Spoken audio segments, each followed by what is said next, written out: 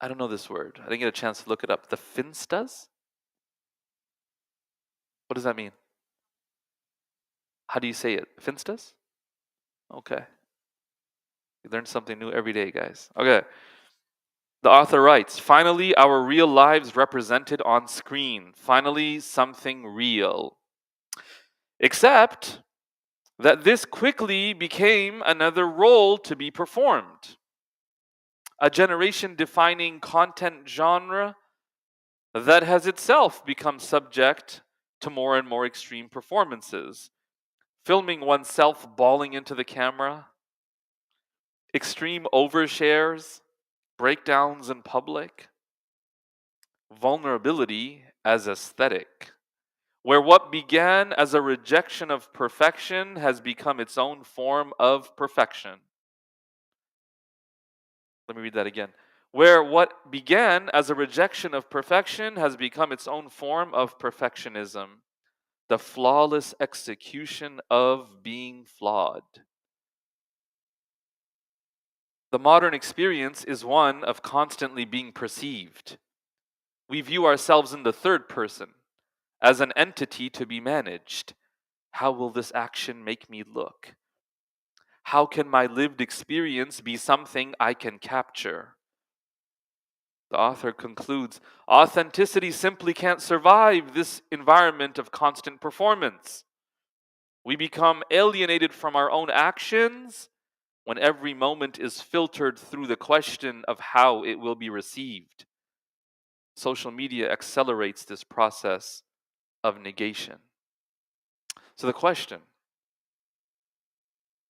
we want to talk about is, what does it mean to be true to yourself? What does that even mean? Because it's a cliche, it's a common phrase that we hear. Um, be true to yourself. What does that mean? Is it good advice? Bismillah, go for it.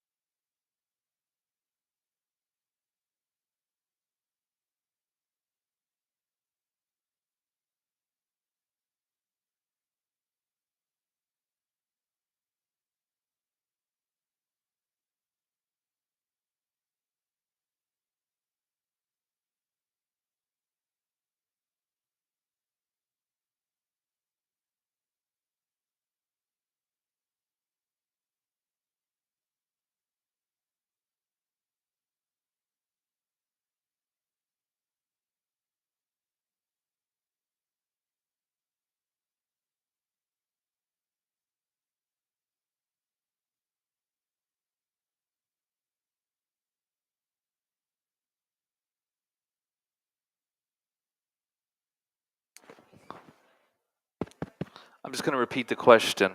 I'm going to repeat the question, inshallah. Um, the question to be discussed is, what does it mean when we say or we hear, be true to yourself? Another way to put it is, what does it mean to be authentic? And is this good advice? When someone says, be true to yourself, is this good advice? Yes or no? Go for it. Bismillah.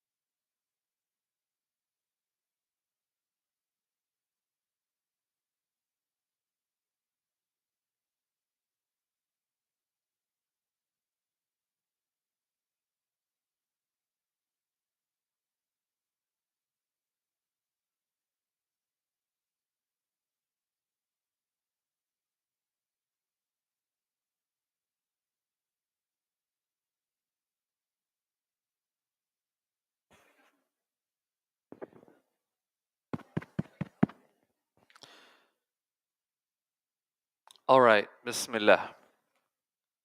Let's hear what you guys came up with. Let's start with this. How many, show of hands, how many of you viewed the statement, be true to yourself, to be good advice? Show of hands. How many think it's bad advice? How many people think it depends? Y'all should be academics, right? Where the answer is always in the middle, right? It's not nature or nurture, it's in the middle, right? So I'm just joking. What does it mean to be true to yourself? What are you guys understanding from that? Be true to yourself. Anyone want to share what they understand from that statement? Go for it.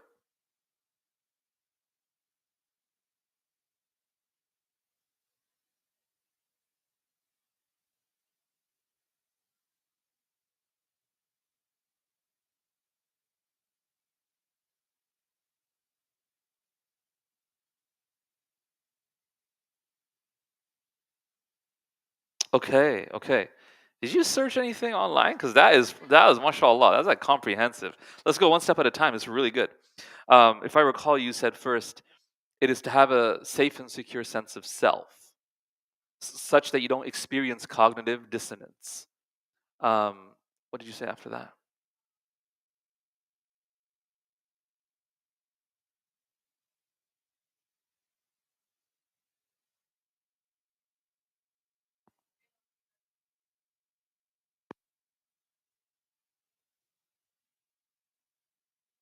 Okay, okay. So with that sense of self, you're able to go and interact with the world around you, not in a performative manner. Okay, okay. So that's what it means to be true to yourself, is try to attain that state of being. Okay. Yeah. Being a good person in Allah's sight. Yeah. I didn't understand that last part. Okay, and who you are in public and private. We're saying be true to yourself. So how are we bringing Allah into the equation here? That's what I'm trying to say. It sounds like what it should mean, or something maybe. What do you think is like? What does this mean in the wider society in the way that we talk about it? Do you get what I'm saying? Being true to yourself. So at some level, it is self-referential. Yeah.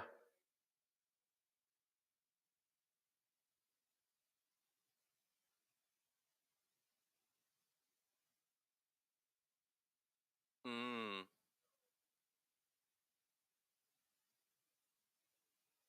Oh, interesting. Being true to who you actually are, uh, metaphysically, existentially. Very nice. Very nice. Yeah.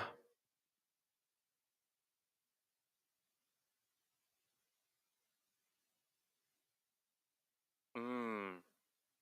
Not violating your own values and what you believe in. Beautiful. Right. What else? Yeah.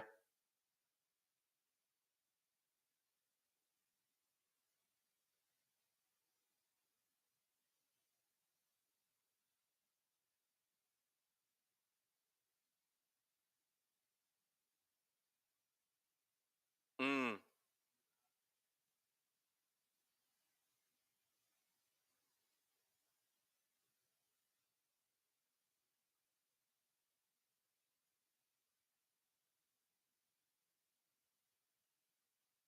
That's a great analysis, actually, and some have pointed this out, um, which is what you mentioned about healing and not being performative and living in alignment with your values. This is like a form of authenticity that doesn't merely mean being unfiltered, but it means moving from where you are to some type of, like you said, actualized ideal um, version of yourself. Uh, but you made a good point that oftentimes, especially in the way that we talk, um, the idea of being authentic and being real, being true to yourself, is almost synonymous with being unfiltered. You use the word unfiltered. Um, would you guys agree with that? In the sense of not in a, because there's articles that have written we need to move from the first sense, which is just merely being unfiltered, to actually taking authenticity to some type of constructive growth. Does that make sense? Where it's not just I'm being real, I'm being unfiltered. And that's why I read that I read that passage from the article at the beginning about when I present my authentic self online, what does that mean? Unfiltered.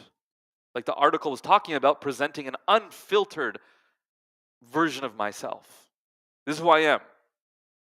Take it or leave it. This is me. Whereas what you were describing, some have said that attitude of this is who I am is not healthy because it seems to leave out any discussion of growth.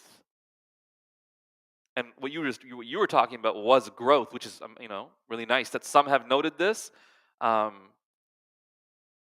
in the wider society. What are some examples of when people tell each other, "Be true to yourself"? Live authentically. What are some examples? Again, we're not looking for ideals here. I know we're saying the masjid and everyone thinks like we got to give the Sunday school answer. No, no, no.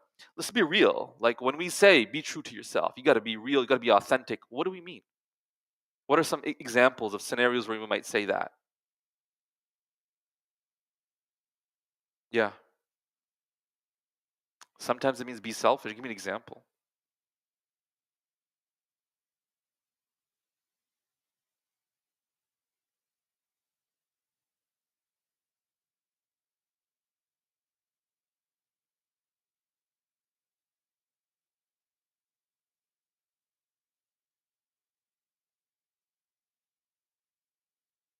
Prioritizing yourself.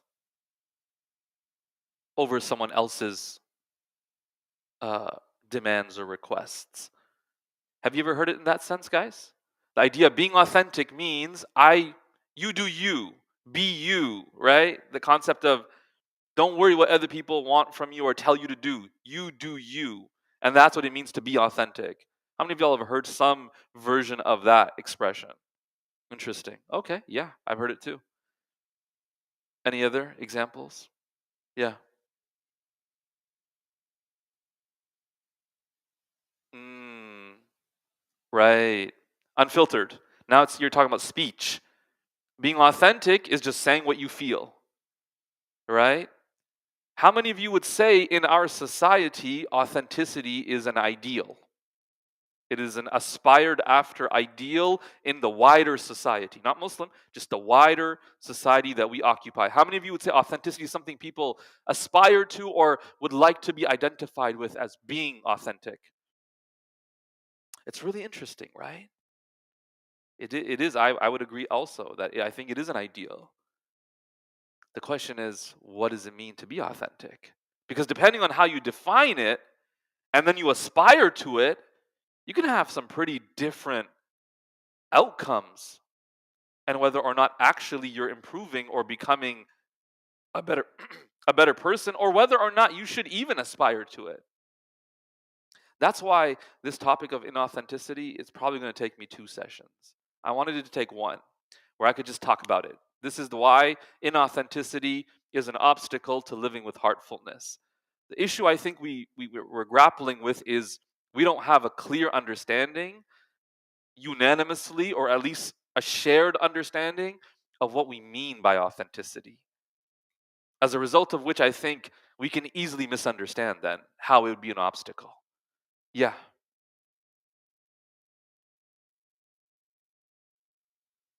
Stop performing. Right. Why would people perform at all?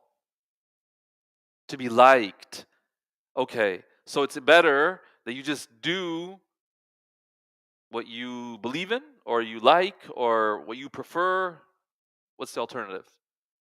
I think most people want to be liked. So if we say tell someone don't just be performative, be real, meaning do what you want to do, even if you're not liked, is that the alternative?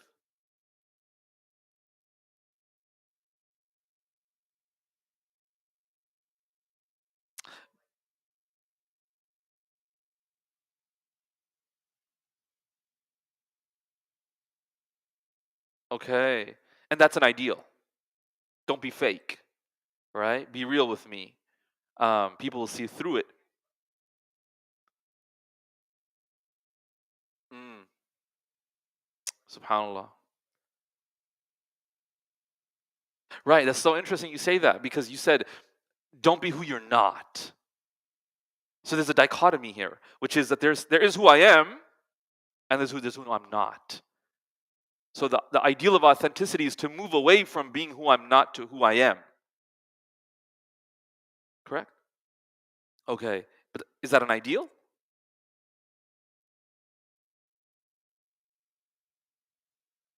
Because what happens when it hurts someone's feelings? Because it's unfiltered, right? And then people say, I'm just saying how it is. I can't be fake, right? Even if it breaks your heart. Yeah.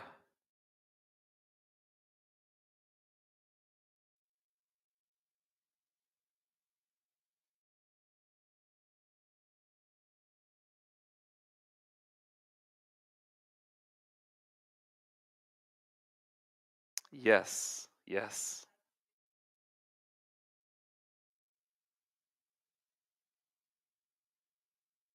Right. Let me just repeat that for those who might not have heard. Just correct me if I paraphrase it wrong. You're saying that um, the common understanding of authenticity is not one of growing and becoming a better idealized version of yourself. It's more, I just want to be uninhibited. I want to be free to be myself. Um, and you added some comment at the end if there was something. Hmm. Right, without any external factors inhibiting their behaviors. Right. We're going to talk about that actually. But I agree with you because the fact that there are articles that are trying to call for this movement and shift in understanding to something that's more growth based, a more growth oriented understanding of authenticity tells us we're not there. We're currently right here, which is authenticity means to be who you are. Be yourself. So we're going to talk about this, inshallah. I'm glad that we got the wheels turning, inshallah, so because it's going to be a little philosophical. Go for it.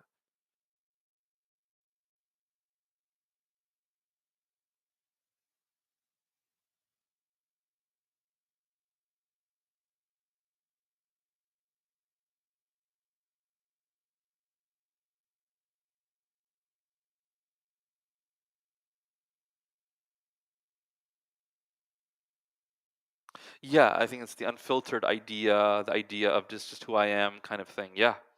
We're going to talk about it. Yeah.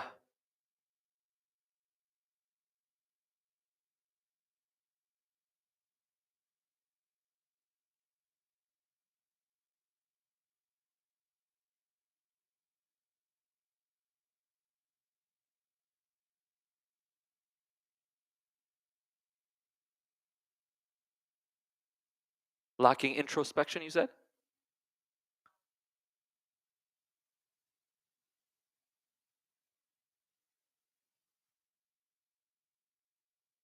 Right. So now we're getting into the why. Why might someone be authentic? But what we're talking about or what we're intending was when people very well know that what they could say would be hurtful, but they feel fake in saying what they don't mean. They feel fake when they filter what they say. So they try to hold themselves to this ideal of authenticity, which means say it how it is. Dil ki baat. I'm saying what's in my heart. Sometimes it's best to keep it in the heart, right? But yeah,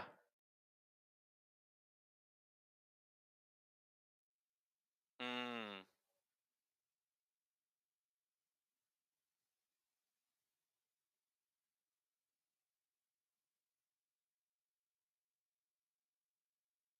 yeah, beautiful. See, he mentioned that sometimes people they view authenticity as synonymous to being different.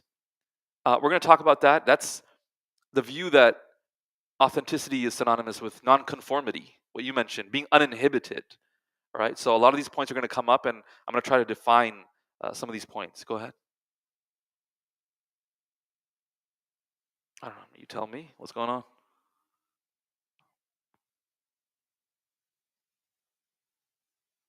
Being authentic means having the correct boundaries. Tell me more.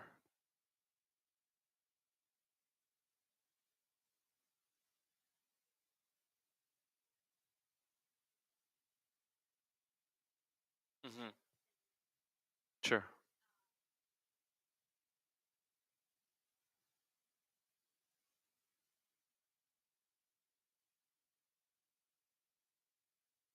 So one might interpret what you said just now, where someone requests something from me to do something, and I don't want to do it, so I draw a boundary. I say no, I'm not going to do it.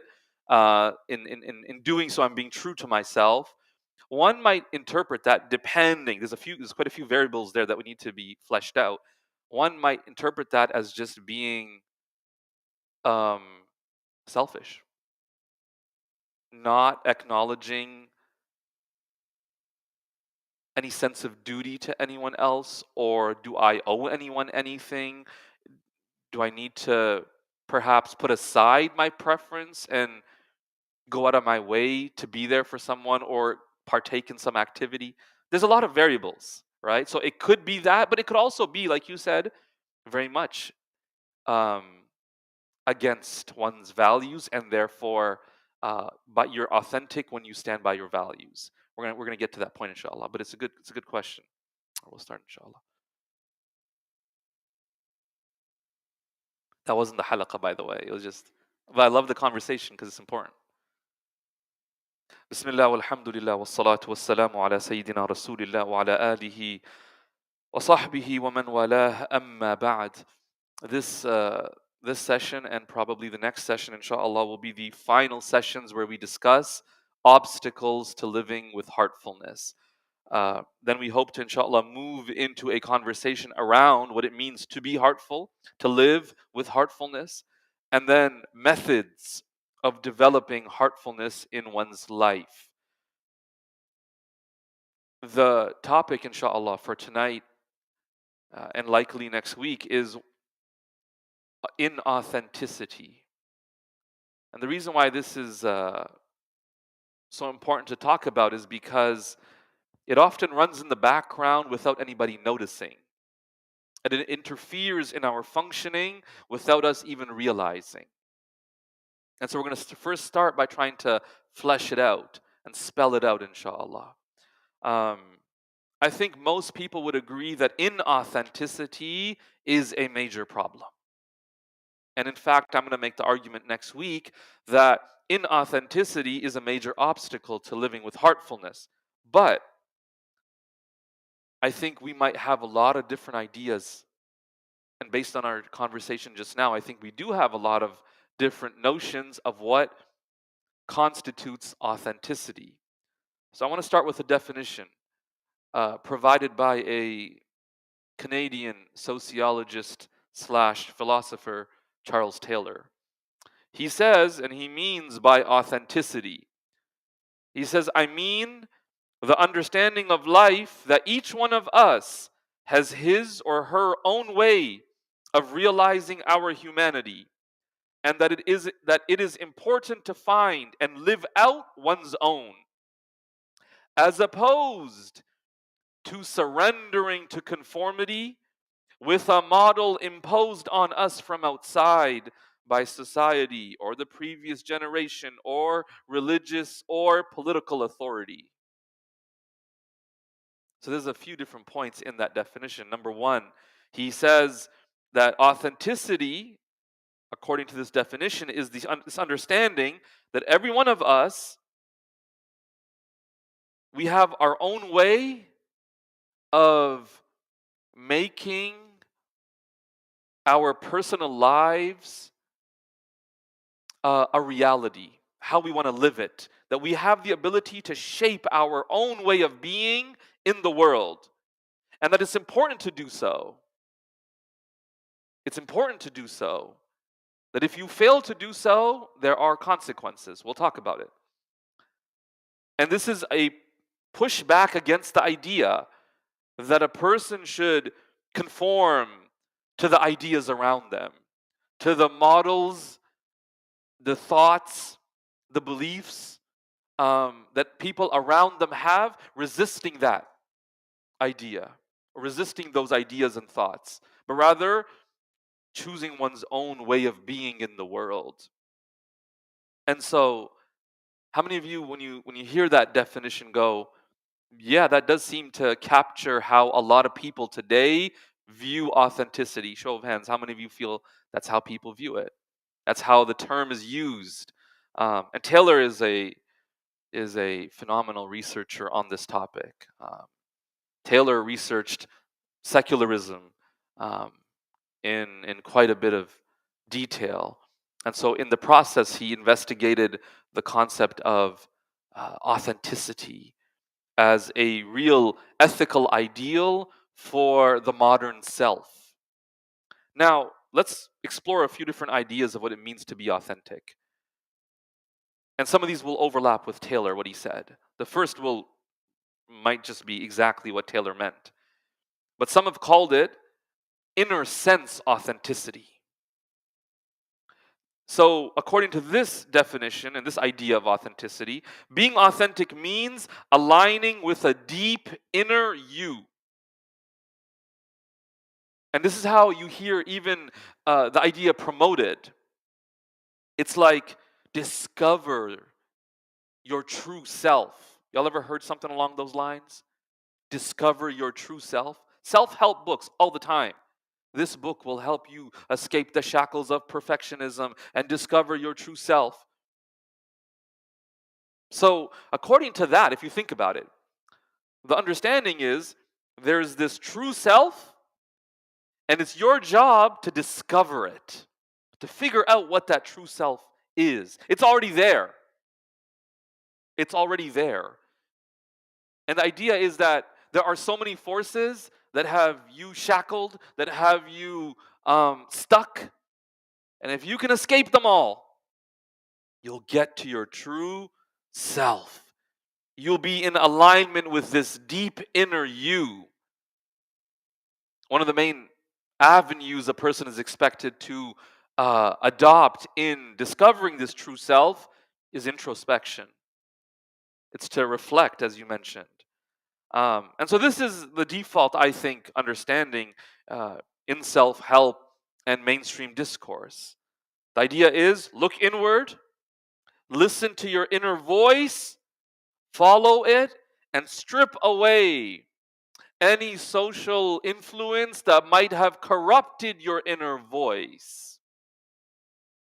So, Will Storr, in one of his books, he writes, he goes, this ideal self, you know, this self that you need to connect with deep within you for you to be authentic, he calls it an ideal self, meaning the current self you have is not ideal.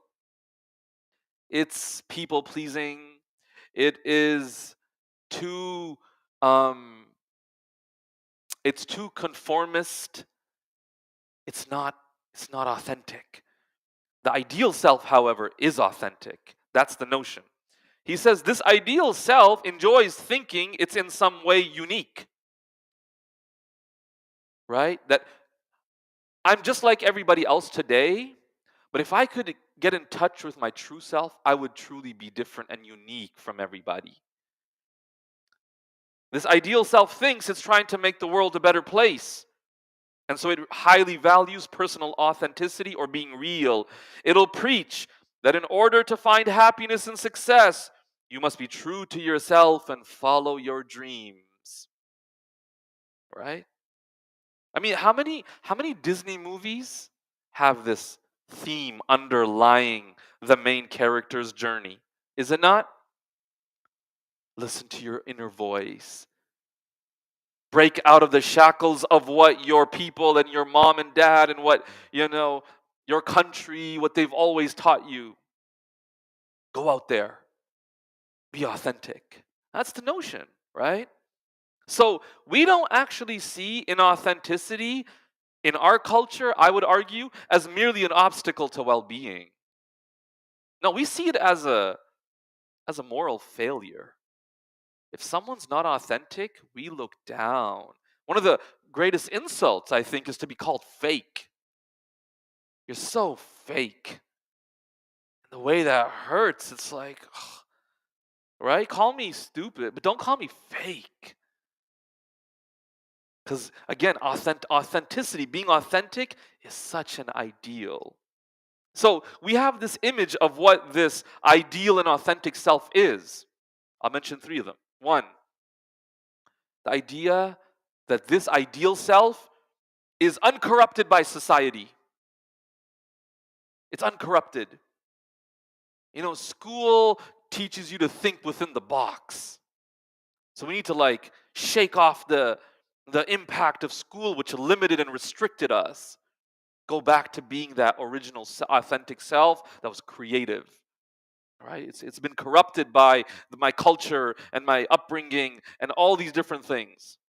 Number 2, there is this implicit understanding that this inner self, this authentic self, it's unchanging. It's like a stable, permanent core around which everything else is temporarily, warping and moving. What's the sign of that? Evidence for that is when people say, that's just who I am. Right? I can't change it. This is who I am. Why do you have to be so blunt? I'm just being real. That's who I am. As though it's not possible to change that, right? That's the hidden, implicit claim is this is who I am. I'm a blunt person. Take it or leave it. You don't like me. Move on. That's who I am. And so it's almost like it's understood to be permanent. And then the other understanding we have is if I could just connect with this inner self, this authentic self, It'll heal so many of my problems. I will not be depressed anymore. I won't be anxious. I won't suffer from a whole host of different problems.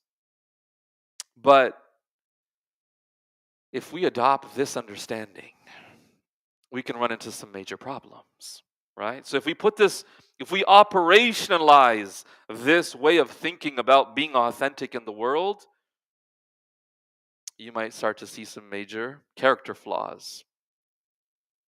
So here's the first question we have to ask. Let's say someone adopts this idea. Yes, I need to connect with that inner self, listen to that inner voice. How do you identify what's actually you? How do you know? So you have an intrusive thought. Is that you? Is that the authentic you? You're standing there after a long hike on the edge, you're looking over, an intrusive thought. Should you listen to No, it's a real question. What do you make of that thought that arises? Yeah.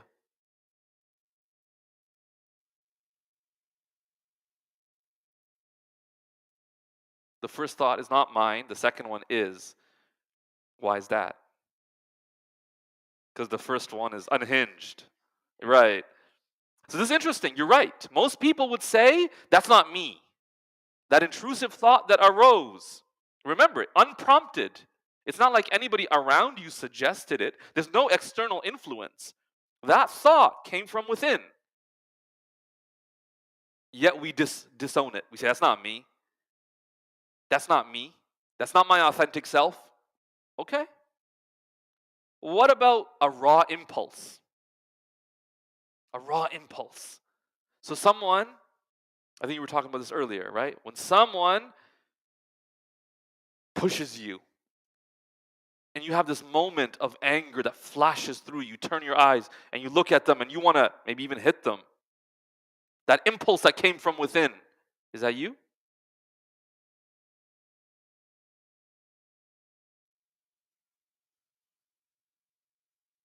Mm-hmm. Right. Right. So you're going to argue that it is your authentic self, but you run into a problem there, which is if you subscribe to the idea that connecting with your inner authentic self is an ideal, it would mean that to connect to this impulse and act upon it to be authentic would be good, which is a problem, right? I'm trying to highlight some of the paradoxes you run into when you start to identify everything that comes from within to be your authentic self. There's going to be things that we reject and say, no, no, no, no. These are not actually my authentic self. Interesting. It means from within, then, some parts are not authentic, even though they come from within. Who determines what is the authentic self and what's not? It sounds, based on our conversation, we're just being very convenient in selecting what's authentic. Basically, whatever paints me in a good light, oh, that's me. That's authentic me. And if it paints me to be someone who's deranged or, rash and has anger management problems, then that's not me. So we have 2 points here. Based on what comes from within and what that inner voice pushes us to, we evaluate it and we kind of sift through it, whether it's acceptable or unacceptable. And then we also acknowledge we have the agency to act upon it or not. That's an important thing to acknowledge because this will refute the notion that the inner self, that authentic self, is just the way we are. No. Your poor behavior cannot be defended by, that's just how I am. No. Because you know that not everything that comes from within is acceptable. You know this. You acknowledge you even have the ability to hold it back should you reject it. If you don't like what the idea that comes up, the thought that comes up, you're going to repel it. You're going to stuff it down because you rejected it. Which means you have the choice. Even in this current behavior, you could reject it And you could choose to not act upon it. You're not doomed to be this person just because you're trying to be authentic. Does that make sense? This is that inner sense authenticity, where authenticity is defined by like how you feel within, and what you believe to lie at your core. And all you need to do is just discover it. Later, theorists had an issue with the inner sense authenticity. So they came up with a different theory. And this was, there's no inherent inner core self. That's not a thing. They argued it's more a productionist authenticity. Your authenticity is defined and kind of composed through your action, your practice, and your commitment. You are what you do. You are how you project yourself out into the world. That's who you are. That's your authentic self. So Nietzsche, for example, he said, treat your life as a work of art. Experiment with different ways of living, find what aligns with your inner kind of inclination, and then try to align everything upon try to find some alignment between all the different forces within you. And when they finally align, regardless of what they align with, that's who you are. And sometimes we adopt this in some capacity. We go through different careers and jobs looking for what? My true calling. Right? As though I'm going to land on this one that will just align with who I am. I'll be fulfilled. And, that'll be the real me. If I do something else and every day I hate it, that's not actually me. I'm not being authentic to myself. Does that make sense? Yeah. But there's no discipline needed in this one. Because the moment you don't like something, it doesn't come easy to you. Find what comes easy to you, because that's your authentic self. The idea is you don't unearth a pre-made self. You become someone by what you repeatedly do and what you feel aligns within you. But we have a few issues here with this idea as well. So, we can be deeply mistaken about who we think we are. We can be deeply mistaken. We can be convinced that we are this type of person. I'm a this person. And for years we run with that narrative. I'm an extrovert.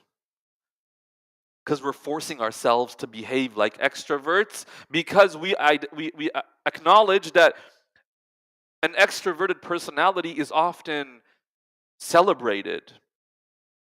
It's often, what's the word I'm looking for? Rewarded. What Susan Cain calls the extroverted ideal. Right? Introverts are overlooked. Their opinions aren't heard because they don't speak up all the time. Right? They'd rather wait for someone to call upon them. So, if my authentic self is determined by who I claim I am, and then I try to live it out, what if I'm deeply mistaken? And people discover this. You ever seen someone choose, like literally shape everything around a certain decision because they believe this is who they wanted to be, and they got to a certain point in life where they couldn't deny it anymore, they couldn't lie anymore, and they go, if I'm honest, I only did all of this to make my parents happy. And the whole time they thought they were being authentic. Yeah, no, me, I love to become a doctor. Oh, I love it. Right? It's being generous. Right. But imagine, right? Someone goes the whole process believing that's who they are until one day they're like, why am I so miserable? Something's not aligned here. And they discover, they acknowledge and admit it for the first time. I've been doing this whole time just to make my parents happy. Yet up till then, I mean, it took discipline, no doubt, but they're miserable because they're not acknowledging and admitting deep down what's actually there. They were mistaken. Yeah, any of y'all seen someone like that? Just deeply, almost in denial about what they actually want until they couldn't deny it anymore. It just glared them in the face. Another thing we can do, and this is a difficult one, guys. Are you guys ready for it? We can self-script images of ourselves which actually clash with our patterns of behavior. So imagine someone who says, I'm not a confrontational person. Meanwhile, they have a whole, if you check their sent folder, the amount of long emails where they are confronting people is insane. No, I'm serious. You know what I'm talking about? You ever met someone who's like, I'm a really kind person? And if you were to ask everyone in the room, is that person kind? They'd be like, no, dude, we haven't seen that person smile. No, I'm serious. I've met people like this, where in their heads, they've convinced themselves that they are this type of person. So they've come up with their own identity. We find an identity and we identify with it.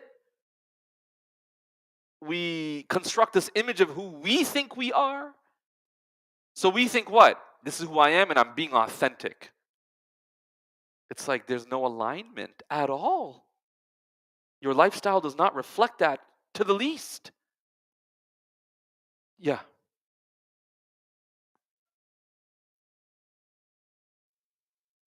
Yeah, but that would still result in them trying to like carry it out. Some people kind of go around with this notion, I'm a nice person. I'm a kind person. But there's no push to actually behave kindly because for them this is who I am. How everything I do is kind. But it's self-scripted. And you can lie to yourself. And so someone who comes late all the time and you talk to them and they go, "No, I'm just spontaneous." Right? Like I just go with the flow. No, you're late. That script does not work. No, I'm just like I'm a chill person, right? Like I'm not rigid like you, yo. Always gotta be there 7 a.m.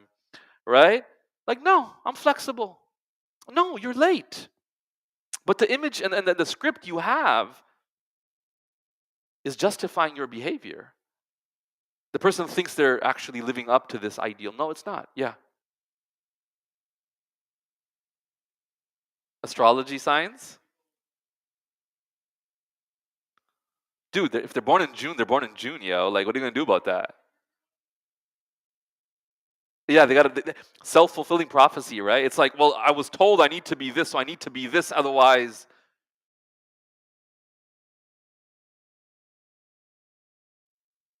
Right. Because it's tough, right? Admitting that the whole thing's bakwas. Like, how many hours do we waste talking about this, and how am I supposed to make sense of my own behavior at this point, right? Um,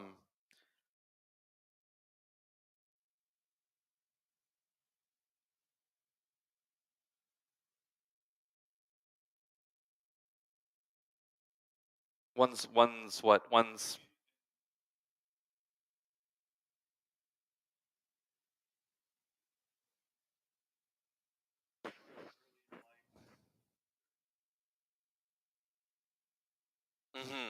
That's a real argument. Um, the Buddhists don't view there to be any permanent self. It's constant flux. You're constantly changing. So there's no permanent sense of self, really. Later on, David Hume had the same view. He said, there's no you. There's just your thoughts, your emotions, your feelings. They're constantly interacting. They're coming together to contribute to a sense of self, but it's not a stable, permanent self. So these are the notions I think we have, but I'm going to come to a different idea of it eventually. Yeah.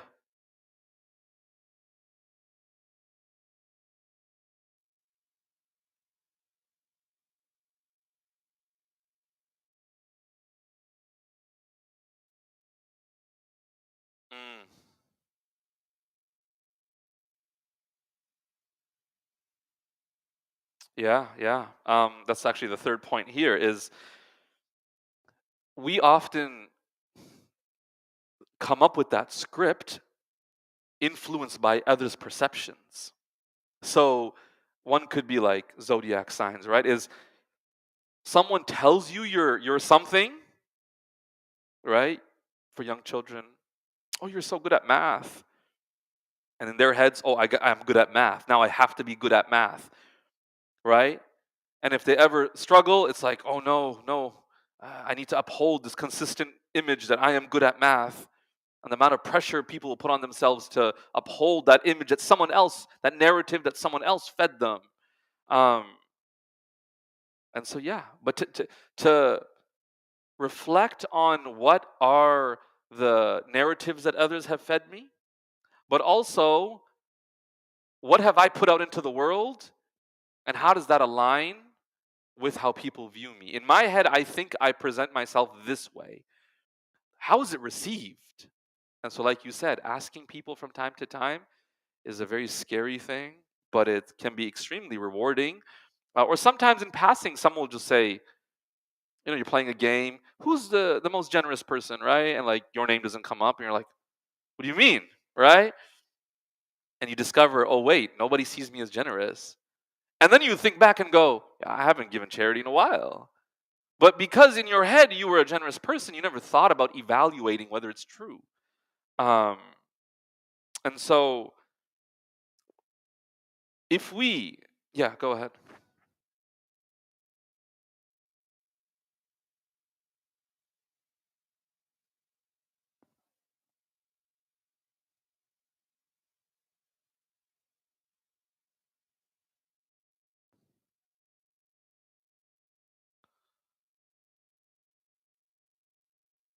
Interesting. You're mentioning how affirmations, like I'm kind, I'm rich, serve the purpose not of changing the person's actual state, but because they want to believe they are through affirmations, they change that belief. And once they have that narrative, then they'll feel better. Mm, very interesting. Very interesting. Now, I want to highlight a few other concerns here.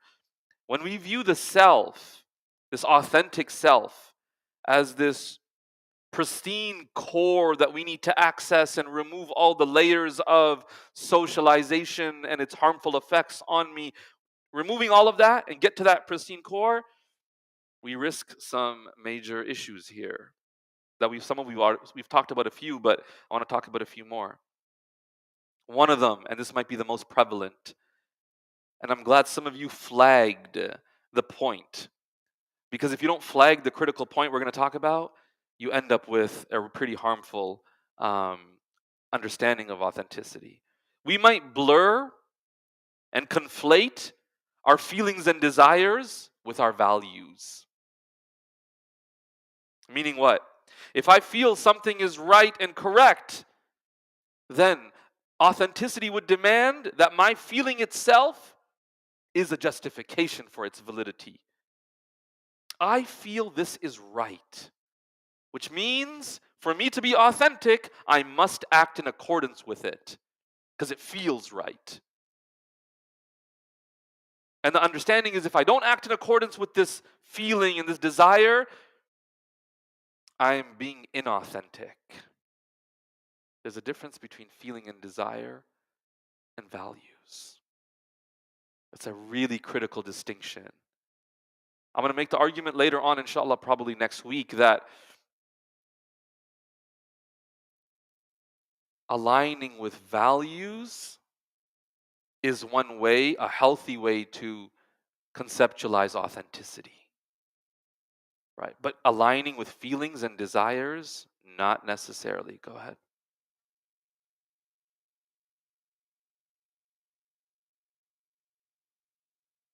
No, no, no.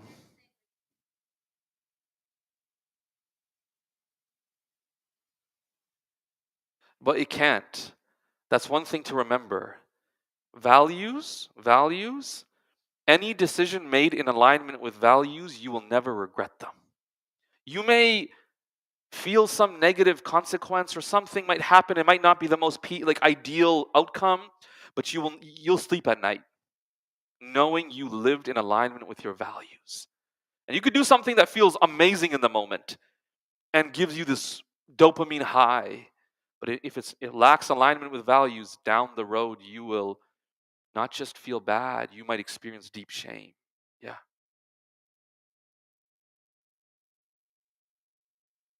What is a value? Beautiful question. We'll talk about that inshallah. But it brings us to the question of truth. Truth and values. We're going to talk about inshallah. But for now, I want to highlight this point. We cannot conflate the two. A temporary feeling, and we have to be honest about this, because truth, every Muslim, every human being really seeks truth. They might not make it a priority in life, but deep down, truth must guide the way we go through life. And it is truth that will guide us to what is truly valuable, what contains value. What contains value is not determined by what I like. That's a very subjective and relative concept of what's valuable. Well, I like it, so it's valuable. No, but what gives it its value? Just the fact that it makes me feel good, that's not good enough. Because what makes you feel good could be totally misaligned with the truth. So truth has a deep relationship to values, and your desires and feelings could totally contradict both. And that's where we have to be careful. You can have a person in a situation where they have a deep lust for someone. It's a feeling. It's an inner drive, an urge. That's not their value. If that's haram, that is not their value.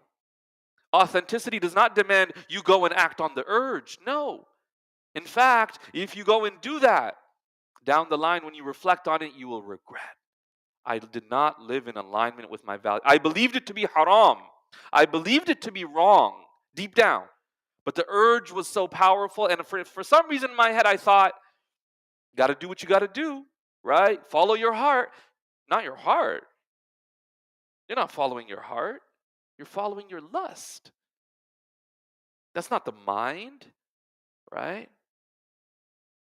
That's a person with their mind in the wrong place, totally. And so they chase after it. That's not authenticity at all. But again, if the core is the source of authenticity, when something comes from that core, it must be authentic. My desire and lust and urge must be authentic. And to act against that would be to be inauthentic, be fake. Does that make sense? And so people sometimes misinterpret. They see suppressing one's desires to be like, you're being fake. You actually want it, so why are you being fake? You're not some good person who doesn't want this haram. No, you're not. Your righteousness is not determined by whether or not you are inclined to haram. It's not. Even saints will be inclined to haram. They have a nafs. Absolutely. But the ability to hold it back, restrain it, that is authenticity. Because if a person believes that restraining it is the right thing to do, and aligns with what they believe to be true, it's a value for them then. But in that moment, they might mistake their desire for value and behave in a way that's very harmful. Yeah.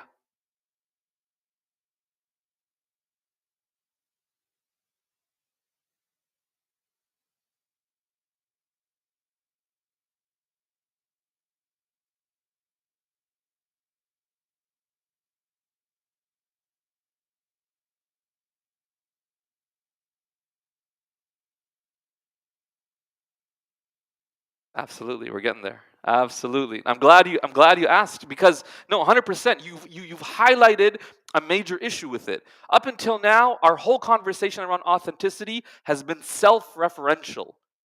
Authenticity has always come back to myself. The standard of being true is me. If it comes back to what I want, but from an Islamic framework, what you want is not always in alignment with the truth. So you can't hold yourself as the standard of authenticity. But the problem is that we're still talking within this framework of authenticity equals non-conformity. No, I'm not going to let some religious framework stop me and tell me it's not good for me. Not my parents telling me. I gotta be real. Can't be fake. Act like, oh yeah, I'm not going to do that haram. But meanwhile, my heart yearns for it. No. So to give you some answer, the Islamic notion is more accurately described as sincerity. In Arabic, the word is sidq. This also involves alignment, but it's not alignment with oneself. It's alignment with the truth sent down by Allah subhanahu wa ta'ala. That's how Muslims have always viewed this idea of being aligned, being authentic. And I think you mashallah talked about it from the very beginning. Is who am I actually? Not who I want to believe I am or who I just happen to be deep inside. No, I am who God created me to be, who He created me as, and who He created me to become. Then I'm being authentic because now I'm living in alignment with the truth. That's a whole different idea than how it's used today. When a person believes that this core part of them is authentic, then we'll hide behind being real and honest. We won't take accountability. If this is who I am, I can't change it. So that's a you problem. Oh, you don't like when I say that? Well, go find some other friends. But it limits growth. And we're taught in the Islamic tradition the importance of good character. Good character almost always, at some level, involves resisting your immediate impulse, especially when you're untrained and undisciplined as a Muslim. Your immediate impulse tends to be like, swear at them. Right? Someone cuts you off, cuss them out, say this, do that. Right? Tell them really closely. And so, good character involves restraining that. And so scholars talked about, is it possible to change one's nature? Can you change it? Can you change your disposition? If immediately you find yourself to be very anger prone, can you change it? And their argument was absolutely 100% you can. Otherwise, why would Allah command you to do something that you have no ability to change? Because it would just mean you are what you are. How can Allah expect you to not be angry and not act upon your anger? So, inshallah, we're going to talk a little bit more about um, a more Islamic framework of what it means to be authentic. And then from that lens, if we fail to be authentic in that lens, then it will pose a major problem for us in living with heartfulness. And so, inshallah, next week we'll talk about that. All right? Jazakumullahu khairan to all of you for your engagement and for sharing your thoughts, your ideas. Um, I think it was actually really beautiful that everyone was kind of sharing the different thoughts they had and the ideas and different angles, and it came together really nice, alhamdulillah. So again, jazakumullah khair to you all for that, and we'll see you next week inshallah. All right, jazakumullah khair. Assalamu alaikum wa rahmatullahi wa barakatuh.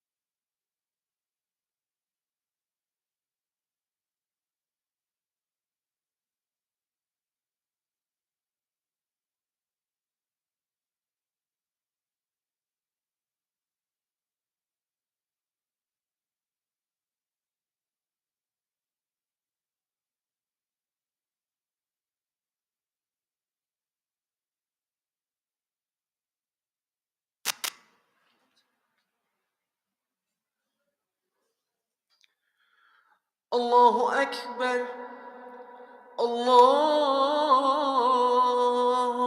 أكبر الله أكبر الله